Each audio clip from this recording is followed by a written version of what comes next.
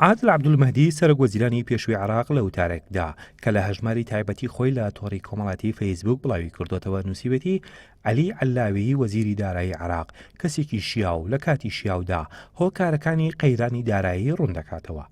عادل عەبدولمەهدی ئاماژەی بەوەش داوە لە دوای ساڵی 2023ەوە عێراق 120 ملیار دۆلار قەرزار بووە پاش دانوسانی چڕ لە وڵاتانی کە قەرزیان لای عێراق بووە لە سەدا 90 لابراوە. عەبدولمەهدی لە وتارەکەشیدا ئەوەی نووسیوە ئەو کاتێک حکومەتەکەی تەسلیمی کازمی کردووە 1 تریلیۆن و 300 ملیۆن دینار کە دەکاتە 1 ملیار و 100 ملیۆن دۆلار لە خەزەنەیدا بووە. ناوبراوە پێشی وایە ئەوەی وای کردووە وڵات بەرەو داڕمان بڕوات هەرسی نرخی نەوت بووە بە جۆرێک دابەزینی 1 دۆلار بۆ هەر بەرمیلەک کە دەکاتە زیانی 2 ملیۆن و 600 هەزار دۆلار بۆ عێراق لە یەک ڕۆژدا.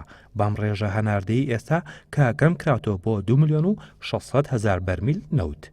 عادل عەبدولمەهدی سەرۆکوەزیرانی پێشووی عێراق ئەوەشی خستۆتە ڕوو حکومەتە یەک لە دوای یەکەکان دامەزراندنیان کردوتە هۆکارێک بۆ هەڵمژنی پەرەسەندنی بێکاری بە جۆرێک ژماری موچەخۆران لە نێوان ساڵانی 2004 بۆ ساڵی 2020 لە 650 هەزارەوە هەڵکشاوە بۆ 8 ملیۆن موچەخۆری فەرمانبەر و خانەنشین کە 5 هێندەی جارانە کە بە وتەی ئەوە جگە لە بارگرانی زۆر لەسەر بودجەی بەکاربردن هیچی تر نییە. دەشڵێت لە ساڵانی پەنجاکانەوە پارەی نەوت لە بری تەرخانکردنی بۆ ئاوەدانکردنەوە بۆ بودجە دەڕوات و سەرجەم بودجەی پێوە بەسراوتەوە ئەوەش بەرپرسیارەتیەکە لە ئەستۆی کلتور و حکومەتەکان.